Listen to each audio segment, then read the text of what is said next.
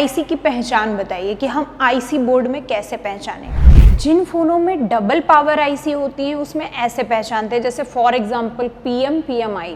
तो देखिए, network IC पहचानने का तरीका होती है कि ये हमेशा बॉल आईसी होती है। तो ये आपका क्वालकॉम बोर्ड में हमने आपको आईसी की पहचान बताई, ऐसे हम आपको मीडियाटेक वाले बोर्ड में भी आईसी की पहचान बताएंगे।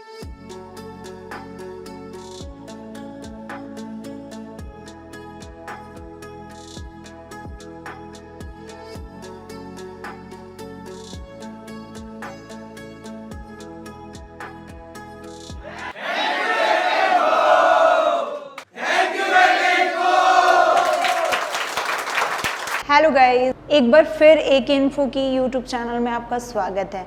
आज हम एक बहुत ही ज़्यादा इम्पॉर्टेंट और बहुत ही ज़्यादा रिक्वायरमेंट वाला टॉपिक लेकर आए हैं, जो सभी कमेंट करते हैं कि आईसी की पहचान बताइए कि हम आईसी बोर्ड में कैसे पहचानें। आप मेरे पीछे एक इमेज देख रहे होंगे, उसमें ढेर सारी आईसियाँ लगी हुई हैं। तो बहुत सारी प्रॉब्लम आती है कि ये आईसी कौन सी है, ये आईसी। तो सबसे पहली बात हम ये बताएंगे कि किसी भी बोर्ड में सारी आईसीयों के पहचानने की ज़रूरत नहीं होती। दूसरी बात, आईसी की पहचानने की ज़रूरत तब होती है जब वो सेक्शन हम रिपेयर करते हैं। तो सपोज दैट कई सेक्शन ऐसे हैं जो रिपेयरिंग के लिए नहीं आते हैं, जैसे कि सेंसर्स। तो जो सेंसर्स होते हैं वो रिपेयरिंग के लिए नहीं आते हैं, या फिर आपका एनएफसी, या फिर कई सारे ऐसे सेक्शन होते हैं जो होते तो हैं बोर्ड के अंदर, उनकी आईसियाँ भी होती हैं, बट रिपेयरिंग के लिए वो प्रॉब्लम नहीं आती है। तो उन आईसीयों को हम क्यों पहचानें? तो इसका भी आंसर हम देते हैं। उन आईसीयों को हम इसलिए पहचानेंगे क्योंकि जब हमारा बोर्ड शॉर्ट होता है तो शॉर्टिंग के दौरान जो सेक्शन रिपेयरिंग के लिए नहीं आते हैं उस सेक्शन की भी शॉर्टिंग होती है, यानी उस सेक्शन की आईसियाँ भी शॉर्ट होती हैं और उनको निकालने पर प्रॉब्लम भी सॉल्व हो जाती है और हमें पता नहीं चलता है कि वो आईसी थी कौन सी, और फ़ोन में कोई दिक्कत भी नहीं आती। तो उसका एक सबसे बड़ा एग्जाम्पल है NFC IC, near field communication. इसका भी हम एक अलग से वीडियो बनाएंगे, ये क्या होता है, क्यों लगा होता है, इसका यूज़ क्या है। आज का टॉपिक है हमारी आईसी की पहचान। मॉडल लिए हैं 4G के लेटेस्ट फ़ोनों के, उसमें हम आईसीयों की पहचान आपको ज़्यादा से ज़्यादा बताएंगे कि रिपेयरिंग करते वक्त हम आईसियाँ कैसे पहचानेंगे। तो हमने पहले की वीडियो में सीपीयू और फ्लैश आईसी बता ही दिया है पहचान। तो वो जनरली सभी फ्रेशर्स स्टूडेंट या दुकान में अगर वो 15 दिन में काम किए हैं तो सीपीयू और फ्लैश आईसी 99.9% पहचान लेंगे, और हमने इन दोनों का एक एक वीडियो भी बनाया है। बाकी जितनी भी आईसियाँ बची हैं हम उनको कैसे जानेंगे, वो आईसी कौन सी है, क्यों लगी है बोर्ड में क्या इंपॉर्टेंस है, वो सब हम आज जानेंगे। तो आइए चलते हैं बोर्ड की तरफ। तो स्टूडेंट्स, जैसा आपने पिछले वीडियो में देखा कि सीपीयू और फ्लैश आईसी की पहचान, तो आइए हम स्टार्ट करते हैं। स्नैपड्रैगन सीपीयू वाला ये बोर्ड है। तो ये आपका सीपीयू हो गया SDM 636, इसमें नो डाउट कि कैसे पहचानते हैं इसको। दूसरा है सैनडिस्क, सैनडिस्क की इसमें फ्लैश आईसी लगी हुई है। अब हम आगे बढ़ते हैं, तो इसके बाद हम जनरली पावर आईसी को देखते हैं। तो स्टूडेंट्स, आपको पता होगा कि आजकल के फ़ोनों में डबल पावर आईसी आती हैं, तो 2 पावर आईसी इसमें हैं।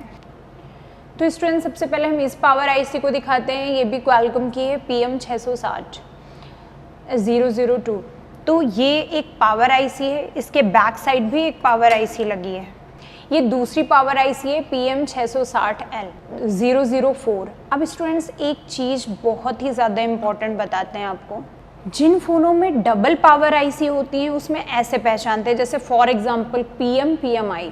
तो PMI में एक एक्स्ट्रा अल्फ़ाबेट है, तो वो सेकेंडरी पावर आईसी हो गई। तो वैसे ही स्टूडेंट्स इसको भी ऐसे देख रहे थे कि PM 660L, L मीन्स कि वो सेकेंडरी पावर आईसी है।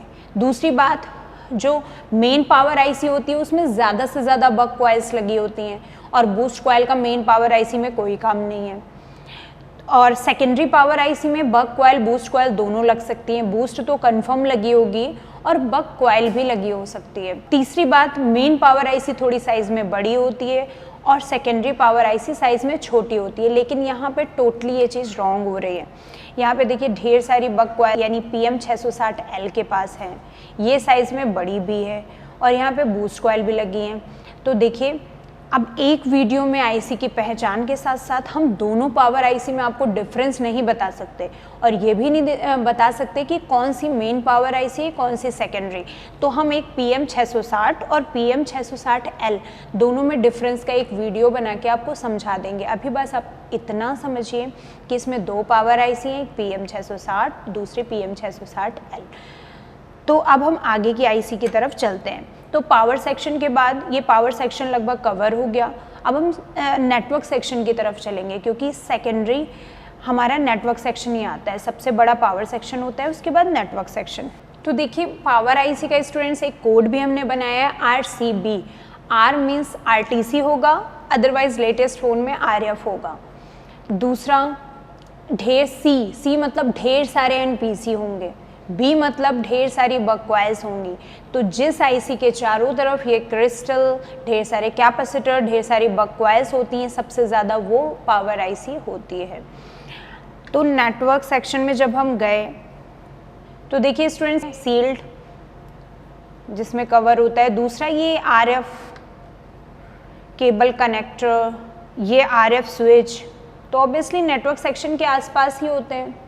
अगर कोई प्रधानमंत्री जा रहा है तो ऑब्वियसली उसका जो सिक्योरिटी गार्ड होगी वो उन्हीं के आसपास ही रहेगी। तो वैसे ही ये सब नेटवर्क सेक्शन के आसपास होते हैं, या सिग्नल के जो भी सेक्शंस होते हैं उनके आसपास रहते हैं। अब अंदर आए तो हम सबसे पहले नेटवर्क आईसी को देखेंगे। तो देखिए नेटवर्क आईसी पहचानने का तरीका होती है कि ये हमेशा बॉल आईसी होती है फर्स्टली। दूसरा ये मीडियाटेक कंपनी की भी होती है, ये क्वालकॉम यानी स्नैपड्रैगन की भी होती है। तो देखिए इसमें क्या, अगर मीडियाटेक की होगी तो MT लिखा होगा, बट ये तो क्वालकॉम प्रोसेसर है, स्नैपड्रैगन वाला प्रोसेसर है। तो इसमें WTR लगी हो सकती है या SDR। तो देखिए इसमें लगी हुई SDR 660.003, तो ये नेटवर्क आईसी है। दूसरी बात, इसके चारों तरफ ढेर सारे कॉइल्स मिलेंगे आपको, ये डॉटेड कॉइल्स, कैपेसिटर, और इसके चारों तरफ ये जो अंदर की नसें दिख रहे हैं आप, कितनी ढेर सारी लाइनें दिख रही हैं, क्योंकि ये एक हब है, नेटवर्क सेक्शन की एक हब है। ट्रांसीवर आईसी है, ट्रांसमिट प्लस रिसीवर, तो इसलिए इसके चारों तरफ हर एक बॉल से कनेक्शन है, हर एक बॉल से। तो इसलिए नेटवर्क आईसी को हम इस तरह से पहचानते हैं। अब हम आगे बढ़ते हैं। तो देखिए स्टूडेंट्स ये एक आईसी हमें दिख रही है, इसमें ट्रिपल टिक लगा हुआ है, RF लिखा हुआ है। तो RF तो नेटवर्क आईसी को कहते हैं, बट ये नेटवर्क आईसी नहीं है, क्योंकि इसमें साइड में पिंस निकली हैं और इसमें ट्रिपल टिक है। ट्रिपल टिक वाली आईसी हमेशा PFO होती है। और दूसरी बात कि ये एकदम कॉर्नर में लगी है, देखिए ये सील्ड के एकदम कॉर्नर में लगी हुई है, और यहाँ से लाइन आपको अगर नज़र आ रही है तो यहाँ से लाइन बाहर इस स्विच में जाता नज़र आ रहा है, यानी इससे इस आईसी से सिग्नल जाता है और इसी से सिग्नल एंटर होता है, यानी ये फर्स्ट और लास्ट आईसी है। जाते समय लास्ट आईसी है और एंटर करते समय ये फर्स्ट आईसी है। तो इससे तो ये हो गई एंटीना स्विच, यानी एंटीना स्विच है ये आईसी अगर निकल जाती है तो फ़ोन में कोई नेटवर्क नहीं आएंगे, 2G 3G 4G कोई नेटवर्क नहीं आएगा। दूसरी बात कि इसमें ट्रिपल टिक लगा हुआ है, इसलिए ये PFO है, बट हम कैसे समझे कौन सा PFO है। तो ये PFO होगा चौकोर, एकदम चौकोर मतलब स्क्वायर साइज में है, तो इसलिए ये 2G + 3G होगा, क्योंकि चौकोर कभी 4G नहीं होता है ज़्यादातर। अब जो भी हम कंडीशन बता रहे हैं वो 100% अप्लाई नहीं होता है, सिर्फ 70% ही अप्लाई होता है, बाकी तो सर्किट डायग्राम है ही। और उसकी डेटा शीट भी है, आईसी की हम डेटा शीट से निकाल सकते हैं कि वो आईसी कौन सी है। तो ये आपकी क्या है, 2G 3G PFO। अब जो ये 4G मॉडल है तो 4G PFO भी कहीं ना कहीं होगा, तो यहाँ पे तो नहीं है, यहाँ पे नेटवर्क आईसी और ये PFO एंटीना स्विच यही सब है। हम बैक साइड देखेंगे। ये देखिए जब बोर्ड के बैक साइड आए तो ये एक रेक्टेंगुलर आईसी दिख रही है। कैसी आईसी है, रेक्टेंगुलर, और ये पूरा बस छोटी सी जाली में ये पैक थी। ये देखिए ये जाली छोटी सी जो थी ये पैक थी इसमें।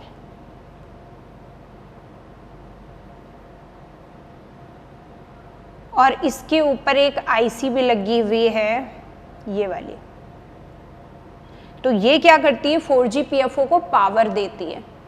आपने नाम सुना होगा 070 IC, तो उसी टाइप से ये है कि ये देखिए बगल में लगी हुई है कॉइल, ये एम्पियर को इंक्रीज करती है, बक कॉइल है, ये एम्पियर को इंक्रीज करती है, दोनों मिलके पावर जनरेट करती हैं किसको, 4G PFO के लिए।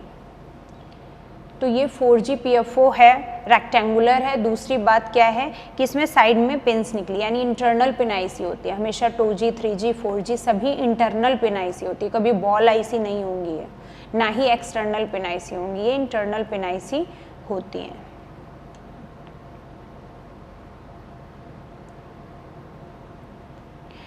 तो स्टूडेंट्स एक चीज़ और बता देते हैं कि 2G 3G PFO एक साथ होता है, 4G पीछे, या फिर कभी 3G 4G एक साथ होता है और 2G सिंगल, ऐसा भी होता है। तो ये बैंड्स आपको समझने पड़ेंगे, ठीक है। अब हम आगे बढ़ते हैं इस IC की तरफ। अब देखिए इसके जस्ट ऊपर कैमरे लगे हैं 2, और इसके जस्ट नीचे ये कवर करके ये IC लगी हुई है। अब इस IC के ऊपर लिखा है WCN3980। तो WCN ये कोड है, आपको याद रखना पड़ेगा कि अगर किसी भी IC में WCN लिखा है तो वो 100% वाईफाई IC है, क्योंकि ये सी की कंपनी का है, तो ये वाईफाई IC है। दूसरी बात, इसके जस्ट ऊपर देखिए उधर साइड में एक एंटीना लगा हुआ है। ये जो वाईफाई IC है इसके जस्ट बैक साइड इसका एंटीना भी लगा हुआ है। ये देखिए ये एंटीना लगा हुआ है, ये RF स्विच है।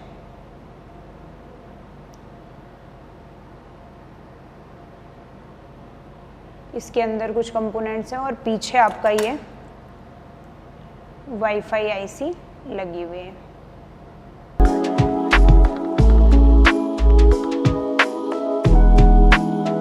अब देखिए स्टूडेंट्स ये एक IC है, तो ये IC तो मुझे पता नहीं कि ये कौन सी IC है, B12BS करके लिखी हुई है।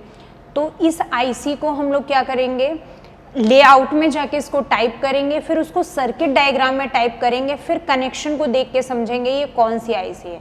तो चलिए हम चलते हैं उसकी तरफ। तो देखिए ये स्टूडेंट्स हमने लेआउट ओपन कर लिया है। लेआउट ओपन करने के बाद हमने ये देखा U1403 यानी U1403। अब हम तुरंत सर्किट डायग्राम पे जाएंगे। सर्किट डायग्राम पे हमने इसको सर्च कर लिया 1403, और ये देखिए सेंसर लिख के आ रहा है, वो भी गायरो सेंसर। तो स्टूडेंट्स गायरो सेंसर कौन रिपेयरिंग के लिए लाता है, कोई भी नहीं लाता। तो इस IC को पहचानने की ज़रूरत ही नहीं थी।